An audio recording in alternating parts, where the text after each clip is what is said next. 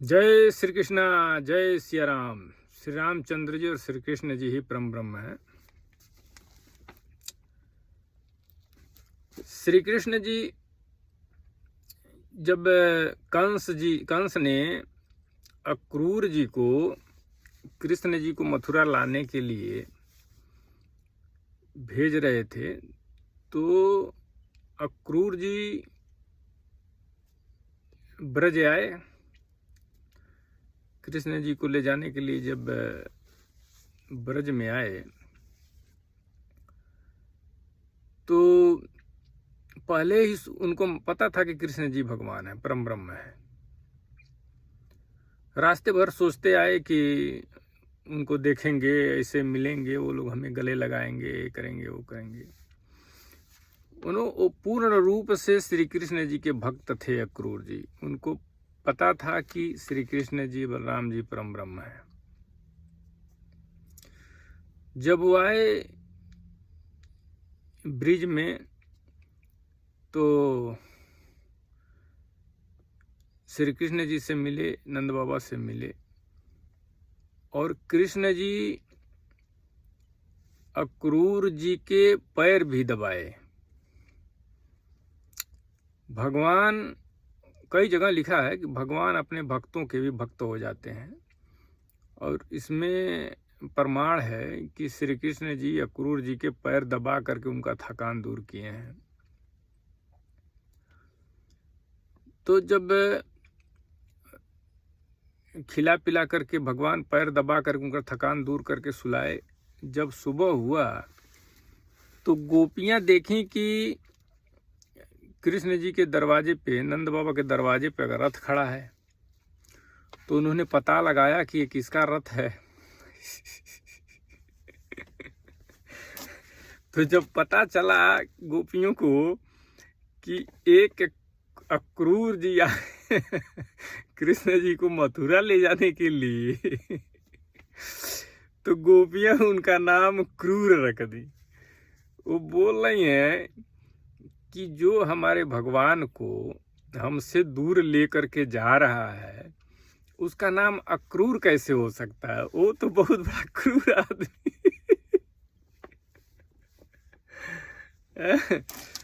तो गोपियां ऐसे ही उनको अनाप शनाप कह रही हैं, रेट कर रही हैं, और उनका नाम क्रूर रख दे रही हैं। अक्रूर जी को क्रूर कह रही हैं। ठीक है, गोपियां परम भक्त थीं भगवान श्री कृष्ण की। तो भक्त में और भगवान में ज़्यादा दूरी नहीं होता है। भक्त और भगवान एक ही हैं। जैसे भक्त भगवान की पूजा करता है, वैसे भगवान भक्त की पूजा करते हैं। तो जब अक्रूर जी लेकर के चले गए, उसके बाद कंस को मारे कृष्ण भगवान, पहलवानों को मारे, हाथी को मारे, धनुष तोड़ दिए। उसके बाद जब राज्य वापस लिए और अपने नाना जी को राजपाट दिए, सब कुछ सही हो गया, तो उद्धव जी को, कृष्ण जी को गोपियों के बारे में बहुत चिंता थी, और नंद बाबा और यशोदा माता के लिए, तो उन्होंने उद्धव जी को फिर भेजा कि आप जाइए और सबको समझाइए कि मैं आऊँगा वहाँ, लोगों से मिलूँगा, लोग दुख ना करें। तो उद्धव जी आए यहाँ वृंदावन, नंद बाबा के यहाँ आए, सारा हाल वहाँ का सुनाए, और नंद बाबा ने आदर सत्कार किया उनका। तो नंद बाबा उद्धव जी से उनके सारे चमत्कार के बारे में बता रहे थे कि उन्होंने एक हाथ से पर्वत उठा लिया था, हम लोगों को 7 दिनों तक एक हाथ से पर्वत उठाए रखे, हम सबको बचाए, कई ठो दानव दत्तों को मारे, आग से बचाए, उन्होंने बहुत हम लोगों की सेवा की, कई कष्टों से हम लोगों को बचाए। ये सब उद्धव जी से कहे, और उसके बाद वो भावुक हो गए, रोने लगे यशोदा माता और नंद बाबा। और बहुत गुणगान किए कृष्ण जी का। नंद बाबा, जसोदा माता भी वहीं थी। तो ये सब भक्ति भाव देख करके ये उद्धव जी थे, बहुत खुश हुए कि भगवान के इतने बड़े भक्त हैं ये लोग और अपने बेटे के रूप में देख रहे हैं। और भगवान भी पुत्र का सुख दिए ही इन लोगों को 8 वर्षों तक। तो उद्धव जी कहे कि वो केवल आप ही के पुत्र नहीं हैं, वो सबके पुत्र हैं, सबके माता पिता हैं। और संसार में कोई ऐसी वस्तु नहीं है जो भगवान नहीं है। तो उद्धव जी कह रहे हैं कि संसार में ऐसा कोई वस्तु नहीं है कि जो भगवान का स्वरूप न हो।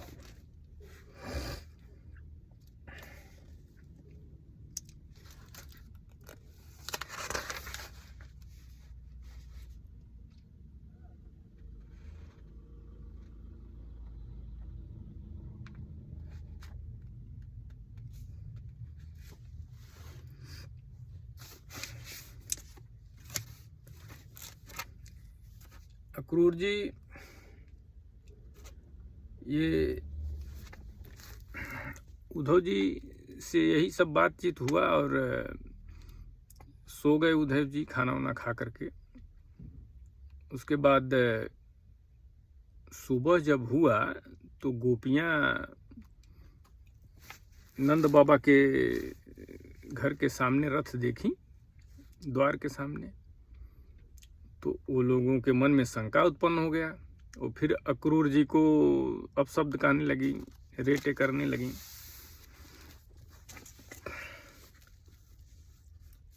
वो लोग कह रहे हैं कि किसी गोपी ने कहा कि कंस का प्रयोजन सिद्ध हो जाने वाला अक्रूर ही तो कहीं फिर नहीं आ गया है रथ देखने के बाद, जो कमल नयन प्यारे श्याम सुंदर को यहाँ से मथुरा ले गया था।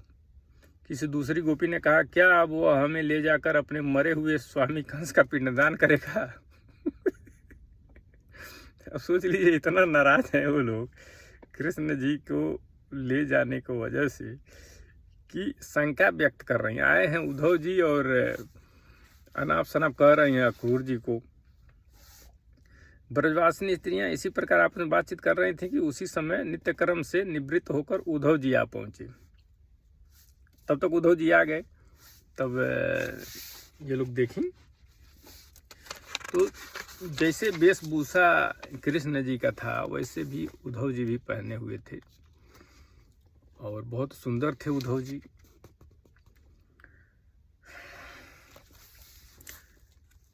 तो जितने भी लीलाएं भगवान किए थे, फिर गोपियां उनसे वो सब लीलाएं कह रही थीं।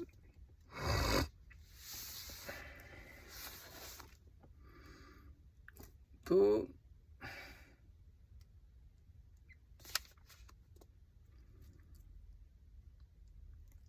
जब बातचीत चल रहा था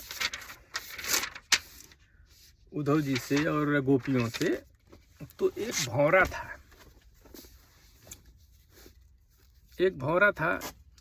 वो भौरा पास में ही एक गोपी के पास आकर के, वो गोपी ध्यान में थी कृष्ण जी के, उसी समय एक भौरा आकर के वहां गुनगुनाने लगा। तो गोपी यहाँ उद्धव जी कह चुके हैं नंद बाबा से कि कोई ऐसी वस्तु नहीं है जो कृष्ण न हो। सारे संसार में कोई ऐसी वस्तु नहीं है कि जो कृष्ण जी ही स्वयं हो। देखिए कह रहे हैं उद्धव जी कह रहे हैं नंद बाबा से कि बाबा जो कुछ देखा या सुना जाता है वह चाहे भूत से संबंध रखता हो, वर्तमान से अथवा भविष्य से, स्थावर हो या जंगम हो, महान हो अथवा अल्प हो, ऐसी कोई वस्तु ही नहीं है जो भगवान श्री कृष्ण से पृथक हो, अलग हो। बाबा श्री कृष्ण के अतिरिक्त ऐसी कोई वस्तु नहीं है जिसे वस्तु कह सके। वास्तव में सब वे ही हैं, वे ही परमार्थ सत्य है। तो यहाँ जब भौरा गोपी के पास आकर के गुनगुना रहा था तो गोपी ध्यान में थी, तो उन्होंने भंवरे से कहा, मैं समझ गई तुम उसका भेजा हुआ दूध है। बताइए, गोपी ने कहा कि मुझे पता चला कि तुम उन्हीं का भेजा हुआ दूत है, तुम उनका चापलूस है। बोल रही है गोपी, रे मधु तू कपटी का सखा है, इसलिए तू भी कपटी है। उसको कृष्ण जी को कपटी कह रहे हैं लोग, और जो वो भंवरा गुनगुना रहा है उसे भी कपटी कह रहे हैं लोग। झूठे प्रणाम करके तू हमारे पैरों को मत छू, झूठे प्रणाम करके हमसे अन्य विनय मत कर। हम देख रहे हैं कि श्री कृष्ण जी बनमाला हमारी शोधन बस स्थल पे ये सब, जैसा तू काला है वैसे ही वे भी हैं। गोपियां भंवरे से कह रही हैं कि जैसे एक तो कपटी है और तू भी कपटी है, और जितना काला वो है उतना ही काला तू है।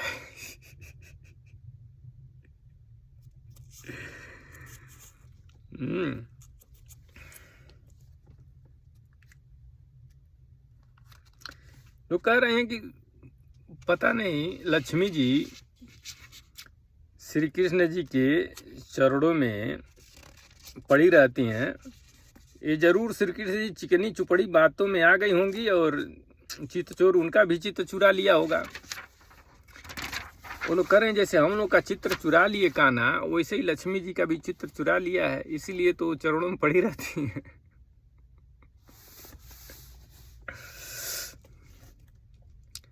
अरे भ्रमर, हम वनवासिनी हैं, हमारे तो घर द्वार भी नहीं है, तुम हम लोगों के सामने तो बंसी शिरोमणि श्री कृष्ण का बहुत सा गुणगान क्यों कर रहा है?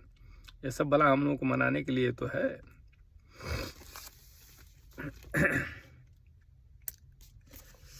और सी बहुत बातें कही हैं गोपियां श्री कृष्ण जी को भंवरे से, भंवरे के तात्पर्य पे। और एक चीज और कह रही हैं भंवरा से कि अय रे मधुप, जब वे राम बने थे तब उन्होंने कपिराज बाली को व्याध के समान छिपकर बड़ी निर्दयता से मारा था। बेचारी सुपर्णखा कामवश उनके पास आई थी, परंतु उन्होंने अपनी स्त्री के बस होकर उस बेचारी के नाक कान काट लिए और इस प्रकार उसे कुरूप कर दिया। ब्राह्मण के घर बामन के रूप में जन्म लेकर उन्होंने क्या किया? बलि ने तो उनकी पूजा की, उनकी मुंह मांगी वस्तु दी और उन्होंने उसकी पूजा ग्रहण करके भी उसे वरुण पास से बांधकर पाताल में डाल दिया। ठीक वैसे ही जैसे कौवा बलि खाकर भी बलि देने वाले को अपने अन्य साथियों के साथ मिलकर घेर लेता है और परेशान करता है। अच्छा, तो अब जाने दे, हमें श्री कृष्ण क्या किसी भी काली वस्तु के साथ मित्रता से कोई प्रयोजन नहीं। गोपियां इतनी चिढ़ी हुई हैं श्री कृष्ण जी से कि क्रूर जी को रेटे कहीं। अब उद्धव जी के सामने भंवरा को साक्षी बना करके ये अनाप शनाप कह रही हैं कि अब श्री कृष्ण से क्या कोई भी काली वस्तु के साथ मित्रता से कोई प्रयोजन नहीं है। परंतु यदि तू यह कहे कि जब ऐसा है तब तुम लोग उनकी चर्चा क्यों करते हो? वो लोग कह रही हैं भंवरे से कि अगर किसी भी अगर कृष्ण जी से कोई प्रयोजन नहीं है और उनके जैसा किसी भी काली वस्तु के साथ मित्रता से कोई प्रयोजन नहीं है, परंतु यदि तुम यह कहे कि जब ऐसा है तब तुम लोग उनकी चर्चा क्यों करती हो? भाई प्रश्न तो उठेगा ही। तो भ्रमर मनो ए भौरा, तब सुनो, हम सच कहती हैं, एक बार जिसे उसका चस्का लग जाता है वह उसे छोड़ नहीं सकता। जिस भक्त को एक बार भगवान मिल जाए वो फिर दूसरी वस्तु क्या उसको चाहिए। और इस संसार में गोपियों ऐसा भक्त कोई हुआ नहीं श्री कृष्ण जी का। उसमें से कई गोपियां पहले के बहुत बड़े बड़े संत थे, बाद में गोपी बने कृष्ण लीला में, तो सब परमहंस थे, वो फिर गोपी बने। तो गोपियों इतना बड़ा भक्त कौन रहा होगा? तो वही कह रहे हैं गोपियां कि जो एक बार जिसे उसका चस्का लग जाता है वो उसे छोड़ नहीं सकता। ऐसी दशा में हम चाहने पर भी उनकी चर्चा छोड़ नहीं सकती। श्री कृष्ण की लीला रूप कर्णामृत के एक कण का भी जो रसवादन कर लेता है, उसके राग द्वेष सुख दुख आदि सारे द्वंद्व छूट जाते हैं। यहाँ तक कि बहुत से लोग तो अपनी दुख से सनी हुई घर गृहस्थी छोड़कर अकिंचन हो जाते हैं। बहुत से लोग तो घर द्वार सब छोड़ देते हैं, अपने पास कुछ भी संग्रह परिग्रह नहीं रखते और पक्षियों की तरह चुन चुन कर भीख मांगकर अपना पेट भरते हैं, दिन दुनिया से जाते रहते हैं, फिर भी श्री कृष्ण की लीला का कथा छोड़ नहीं पाते। वास्तव में उसका रस, उसका चस्का ऐसा ही है। यही दशा हमारी हो रही है। जैसे कृष्ण सार मृग की पत्नी भोली भाली हरनिया व्याध के सुमधुर गान का विश्वास कर लेती हैं और उसके जाल में फंसकर मारी जाती हैं, वैसे ही हम भोली भाली गोपियां भी उस छलिया श्री कृष्ण की कपड़ भरी मीठी मीठी बातों में आकर उन्हें सत्य के समान मान बैठी और उसके नखस्पर्श से होने वाली काम व्याधि का बार बार अनुभव करती रहीं। इसलिए श्री कृष्ण के दूत भंवरे, अब इस विषय में तू और कुछ मत कह, तुझे कहना ही हो तो और दूसरी बात कह।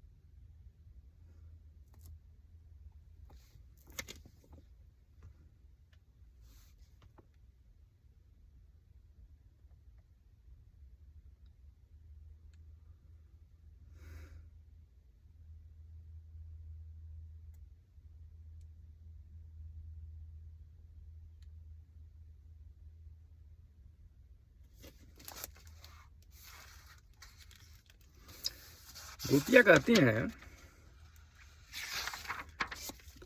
तो कहीं कि अब दूसरी बात फिर कहती हैं भौरे से कि हमारे प्रीतम के प्यारे सखा, भंवरे से कहती हैं हमारे प्रीतम के प्यारे सखा, जान पड़ता है तुम एक बार उधर जाकर फिर लौट आए हो। अवश्य ही हमारे प्रीतम ने मनाने के लिए तुम्हें भेजा होगा। प्रिय भ्रमर, तुम सब प्रकार से हमारे माननीय हो, कहो तुम्हारी क्या इच्छा है, हमसे जो चाहो सो मांग लो। अच्छा तुम सच बताओ, क्या हमें वहां ले चलना चाहते हो? अजी उनके पास जाकर लौटना बड़ा कठिन है। इसका तात्पर्य यही है कि जो भगवान का साक्षात्कार कर ले और जो भगवान को मान ले, भगवान को जान जाए, वो फिर माया मोह में क्यों पड़ेगा? गोपियों का कहने का तात्पर्य यही है कि उनके पास जा करके लौटना बहुत मुश्किल है। जो भक्त हो गया, जो संसार को जान गया, जो भगवान को मान लिया, वो फिर माया मोह में कैसे फंस सकता है?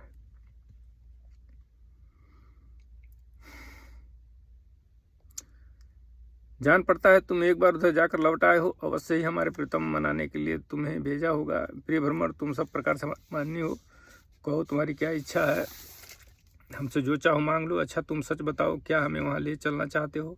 अजी उनके पास जाकर लौटना बड़ा कठिन है।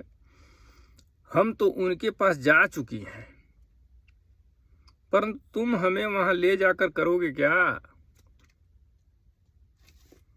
बताइए। कह रही हैं कि हम तो वहां जा चुके हैं, हम तो भगवान के भक्त हो चुके हैं, अब तुम हमको ले जाकर करोगे क्या? तात्पर्य समझिए। हरि से हरि मिलने गए, हरि जब आए हरि के पास, हरि ने हरि को देख कर हरि में गए समाए। वही बात यहाँ भी है, हम तो उनके पास जा चुके हैं और तुम हमको वहां ले जाकर करोगे क्या? यानी आत्मा तो उनके पास ही है, मन उनके पास है, शरीर को ले जाकर करोगे क्या? प्यारे भ्रमर, उनके साथ उनके वक्ष स्थल पर तो उनकी प्यारी पत्नी लक्ष्मी जी सदा रहती हैं ना। उनके पास उनकी प्यारी पत्नी जी लक्ष्मी जी सदा रहती है ना। पूछ रही हैं गौवें भौरा से, तब वो हमारा निर्वाह कैसे होगा? अच्छा, हमारे प्रीतम के प्यारे दूत मधुकर, हमें यह बतलाओ कि आर्यपुत्र भगवान श्री कृष्ण गोकुल से लौटकर मधुपुरी में अब सुख से तो है ना? क्या वे कभी नंद बाबा, यशोदा रानी, यहाँ के घर सगे संबंधी और ग्वालबालों की याद करते हैं? और क्या हम दासियों की भी कोई बात कभी चलाते हैं? प्यारे भ्रमर, हमें यह भी बतलाओ कि कभी अपनी अगर के समान दिव्य सुगंध से युक्त भुजा हमारे सिरों पर रखेंगे? क्या हमारे जीवन में कभी ऐसा शुभ अवसर भी आएगा? भाई, वो लोग कह रहे हैं क्या वो अपना भुजा, अपनी बाह, अपना हाथ हमारे सर पर रखेंगे?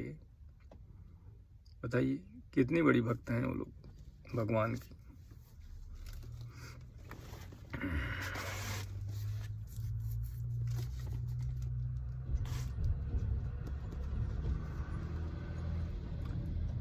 तो जब ये सब बातें कह रही थी, उद्धव जी वहां थे, एक तरह से उद्धव जी को ही सुना रही थी लोग, भौरे का सहारा लेकर।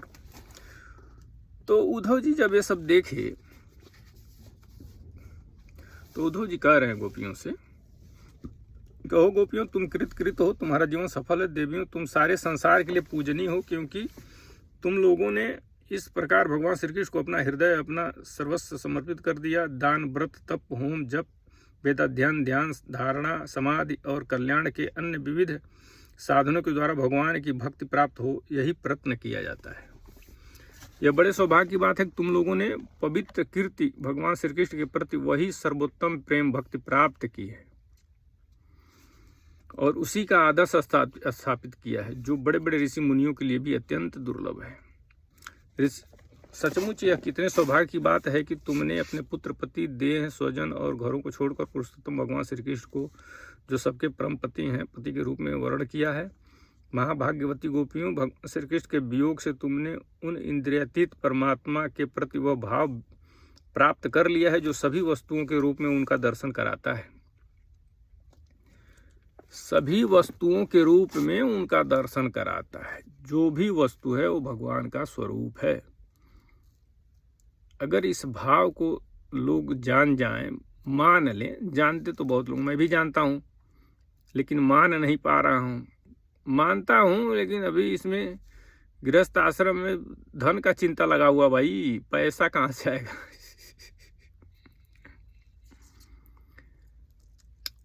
माया और मोह में आदमी फंसा हुआ है। लेकिन ये सब तो गृहस्थ आश्रम में रह करके थोड़ी ना है कि छोड़ छाड़ करके आदमी सन्यासी हो जाए। मन का सन्यासी होना चाहिए, मन भगवान में हो और कर्म संसार का करता जाए। जैसे अर्जुन को श्री कृष्ण जी ने कहा कि तुम मन मुझ में लगाओ और जो मैं कहता हूं वो करो, इन सब की हत्या कर दो, सबको मार दो। और अर्जुन जी ने भी वही किया। श्री कृष्ण जी ने अर्जुन जी से कहा कि सारे धर्मों को छोड़ दो और मेरे शरण में आओ, जो मैं कहता हूं वही करो।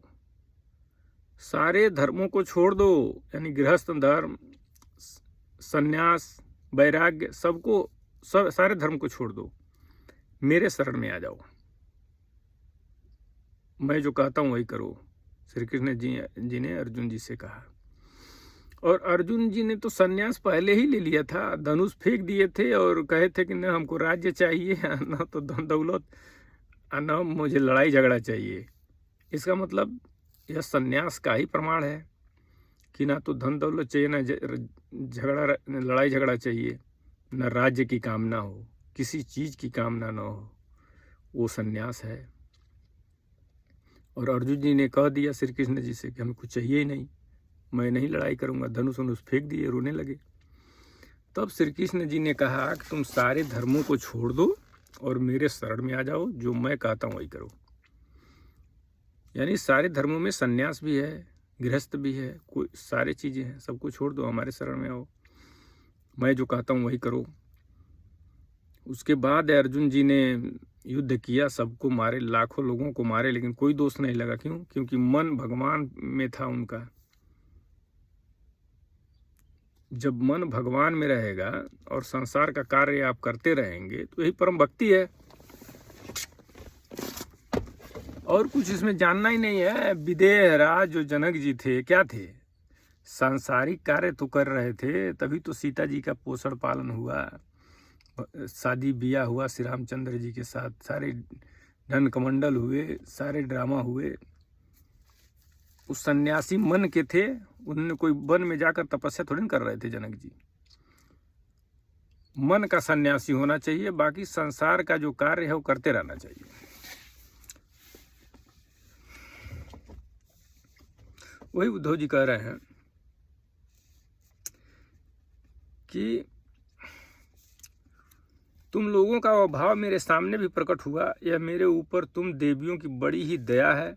मैं अपने स्वामी का गुप्त काम करने वाला दूत हूँ। तुम्हारे प्रियतम भगवान श्री कृष्ण ने तुम लोगों को परम सुख देने के लिए प्रिय संदेश भेजा है। कल्याणियों, वही लेकर मैं तुम लोग पास आया हूँ, अब उसे सुनो। अब देखिए भगवान गोपियों से कहते क्या है। जो भगवान का पत्र लेकर के उद्धव जी आए थे गोपियों के पास, अब वह पत्र पढ़ रहे हैं उद्धव जी। उसमें सुनिए क्या लिखे कृष्ण जी, क्या कर रहे हैं। मैं सबका उपादान कारण होने से सबका आत्मा हूं। भगवान कह रहे हैं मैं सबका आत्मा, सब में अनुगत हूं, इसलिए मुझसे कभी भी तुम्हारा वियोग नहीं हो सकता। जैसे संसार के सभी भौतिक पदार्थों में आकाश, वायु, अग्नि, जल और पृथ्वी पांचों भूत व्याप्त हैं, उन्हीं से सब वस्तुएं बनी हैं और यही उन वस्तुओं के रूप में है, वैसे ही मैं मन, प्राण, पंचभूत, इंद्रिय और उनके विषयों का आश्रय हूँ। वे मुझ में हैं, मैं उनमें हूँ, और सच पूछो तो मैं ही उनके रूप में प्रकट हो रहा हूँ। मैं ही अपनी माया के द्वारा भूत, इंद्रिय और उनके विषयों के रूप में होकर उनका आश्रय बन जाता हूँ, तथा स्वयं निमित्त भी बनकर अपने आप को ही रचता हूँ, पालता हूँ और समेट लेता हूँ। आत्मा माया और माया के कार्यों से पृथक है। वह विशुद्ध ज्ञान स्वरूप, जड़ प्रकृति, अनेक जीव तथा अपने ही अवान्तर भेदों से रहित सर्वदा शुद्ध है। कोई भी गुण उसका स्पर्श नहीं कर पाते। माया की तीन वृत्तियां हैं, सुषुप्ति, स्वप्न और जागृत। इनके द्वारा वही अखंड अनंत बोध स्वरूप आत्मा कभी प्राज्ञ तो कभी तेजस और कभी विश्व रूप से प्रतीत होता है। मनुष्य को चाहिए कि वह समझे कि स्वप्न में दिखने वाले पदार्थों के समान ही जागृत अवस्था में इंद्रियों के विषय भी प्रतीत हो रहे हैं। वे मिथ्या हैं, इसलिए उन विषयों का चिंतन करने वाले मन और इंद्रियों को रोक लें और मानो सोकर उठा हो। इस प्रकार जगत के स्वाप्निक विषयों को त्याग कर मेरा साक्षात्कार करें।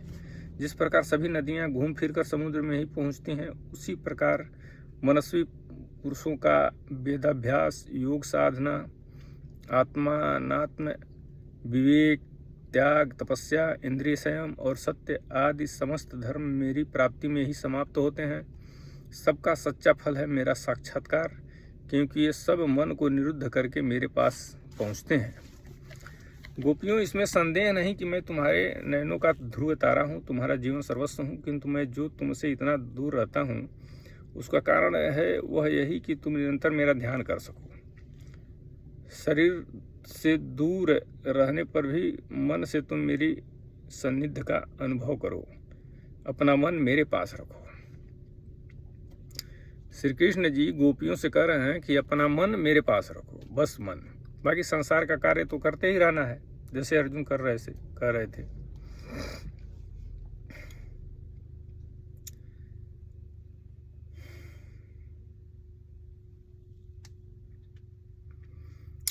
श्री कृष्ण जी कह रहे हैं अशेष वृत्तियों से रहित संपूर्ण मन मुझ में लगाकर जब तुम लोग मेरा अनुस्मरण करोगी तब शीघ्र ही सदा के लिए मुझे प्राप्त हो जाओगी। कल्याणियों, जिस समय मैंने वृंदावन में शारदीय पूर्णिमा रात्र में रास क्रीड़ा की थी, उस समय जो गोपियाँ स्वजनों से रोक लेने से ब्रज में ही रह गईं, मेरे साथ रास विहार में सम्मिलित न हो सकीं, वे मेरी लीलाओं का स्मरण करने से ही मुझे प्राप्त हो गई थीं। तुम्हें भी मैं मिलूंगा अवश्य, निराश होने की कोई बात नहीं है। तो जब श्री कृष्ण जी हमने पत्र में ये सब लिखे तो इसमें कह रहे हैं कि मन मेरे पास रखो, मैं मिल जाऊंगा। इसका कहने का तात्पर्य यही है, कृष्ण जी यही बता रहे हैं कि किसी धर्म में आदमी हो, सांसारिक कार्य करता रहे और मन भगवान में लगा कर रखे तो उसका निश्चित है कल्याण हो जाएगा।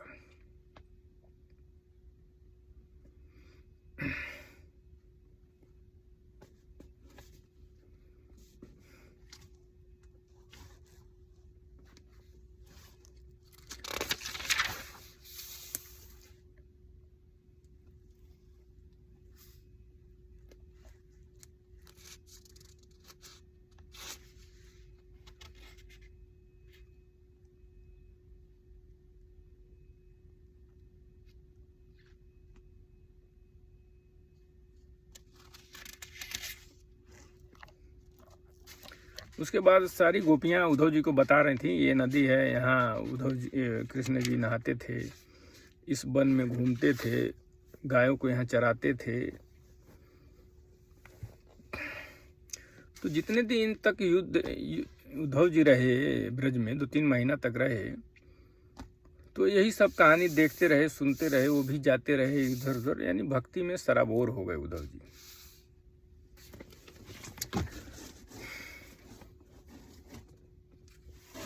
उसके बाद उद्धव जी ब्रज में रहकर गोपियों की इस प्रकार की प्रेम विकलता तथा और भी बहुत सी प्रेम चेष्टाएं देखी। उनकी इस प्रकार श्री कृष्ण में तन्मय देखकर वे प्रेम और आनंद से भर गए। अब वे गोपियों को नमस्कार करते हुए इस प्रकार गान करने लगे। उद्धव जी भी गोपियों को नमस्कार कर दिए उनकी भक्ति देख करके। उद्धव जी कह रहे हैं, इस पृथ्वी पर केवल इन गोपियों का ही शरीर धारण करना श्रेष्ठ एवं सफल है, क्योंकि ये सर्वात्मा भगवान श्री कृष्ण के परम प्रेममय दिव्य महाभाव में स्थित हो गई हैं। प्रेम के ऊंची से ऊंची स्थिति संसार के भय से भीत मुमुक्षु जनों के लिए ही नहीं, अपितु बड़े बड़े मुनियों, मुक्त पुरुषों तथा हम भक्तजनों के लिए भी अभी वांछनीय है। हमें इसकी प्राप्ति नहीं हो सकी। सत्य है, जिन्हें भगवान श्री कृष्ण लीला कथा के रस का चस्का लग गया है, उन्हें कुलीनता की, द्विजाति समुचित संस्कार की और बड़े बड़े यागों में दक्षित होने की क्या आवश्यकता है। अथवा यदि भगवान की कथा का रस नहीं मिला, उसमें रुचि नहीं हुई, तो अनेक महाकल्पों तक बार बार ब्रह्मा होने से भी क्या लाभ है।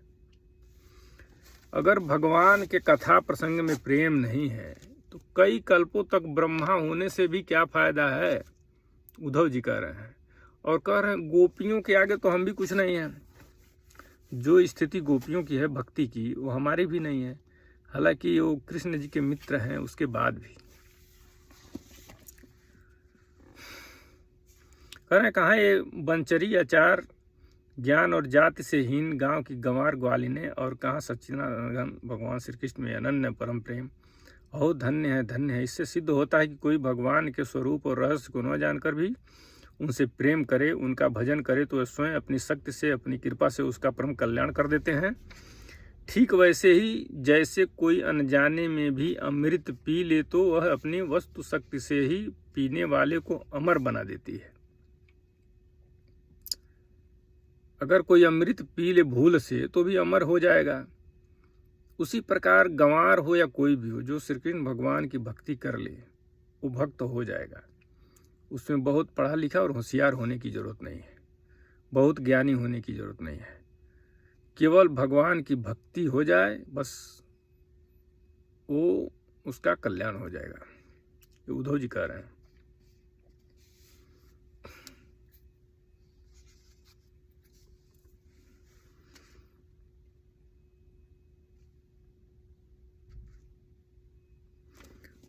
उद्धव जी कह रहे हैं स्वयं भगवती लक्ष्मी जी जिनकी पूजा करती रहती हैं, ब्रह्मा शंकर आदि परम समर्थ देवता पूर्णकाम आत्मा राम और बड़े बड़े योगेश्वर अपने हृदय में जिनका चिंतन करते रहते हैं, भगवान श्री कृष्ण के उन्हीं चरण बिंदु को रास लीला के समय गोपियों ने अपने स्थल पर रखा और उनका आलिंगन करके अपने हृदय की जलन विराज शांत की।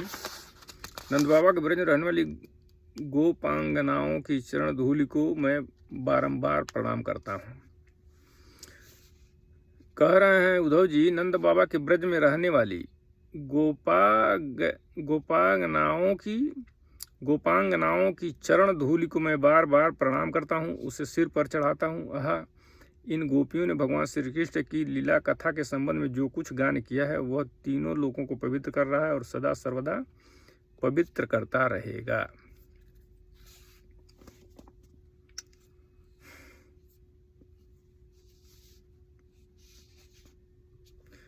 फिर उद्धव जी फिर कह रहे हैं कि अब हम यही चाहते हैं कि हमारे मन की एक एक वृत्ति, एक एक संकल्प श्री कृष्ण के चरण कमलों के ही आश्रित रहे, उन्हीं की सेवा के लिए उठे और उन्हीं में लगी भी रहे।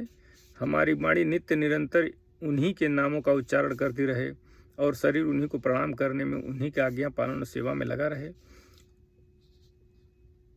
उद्धव जी, हम सच कहते हैं, हमें मोक्ष की इच्छा बिल्कुल नहीं है। हम भगवान की इच्छा से अपने कर्मों के अनुसार चाहें जिस योनि में जन्म लें वहाँ शुभ आचरण करें। ये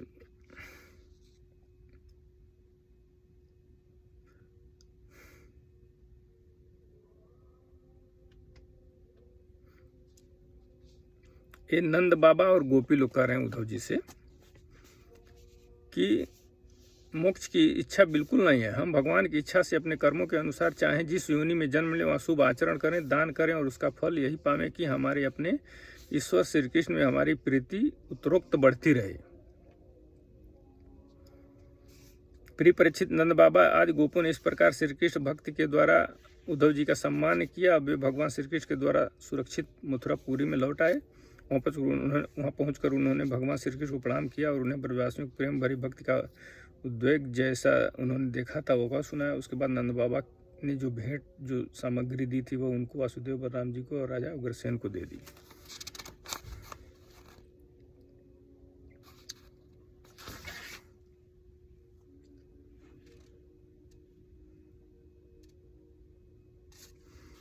उद्धव जी एक चीज और कहे कि मेरे लिए तो सबसे अच्छी बात यही होगी कि मैं इस वृंदावन धाम में कोई झाड़ी, कोई लता अथवा औषधि जड़ी बूटी ही बन जाऊं। यदि मैं ऐसा बन जाऊंगा तो मुझे इन ब्रजांगनाओं की चरण धूल निरंतर सेवन करने के लिए मिलती रहेगी। इनकी चरण रज में स्नान करके मैं धन्य हो जाऊंगा। धन्य है ये गोपियां, देखो तो सही, जिनको छोड़ना अत्यंत कठिन है। उन स्वजन संबंधियों तथा लोक वेद की मर्यादा का परित्याग करके उन्होंने भगवान की पदवी, उनके साथ तन्मयता, उनका परम प्रेम प्राप्त कर लिया है। औरों की तो बात ही क्या, भगवद वाणी, उनकी निःश्वास रूप समस्त श्रुतियां, उपनिषदें भी अब तक भगवान के परम प्रेममय स्वरूप को ढूंढती ही रहती हैं, प्राप्त नहीं कर पाती हैं।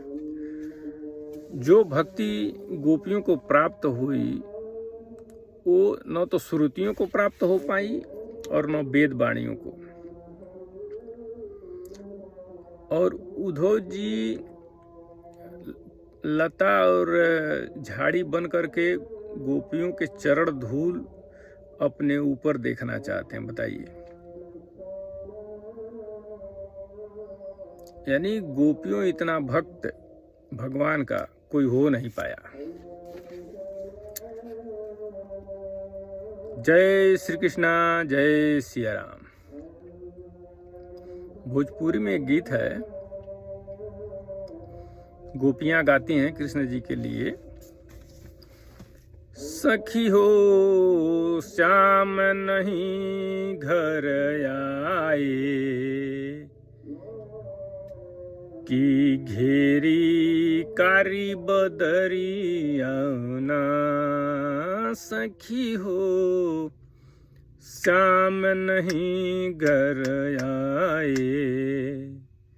घेरी कारी बदरिया ना,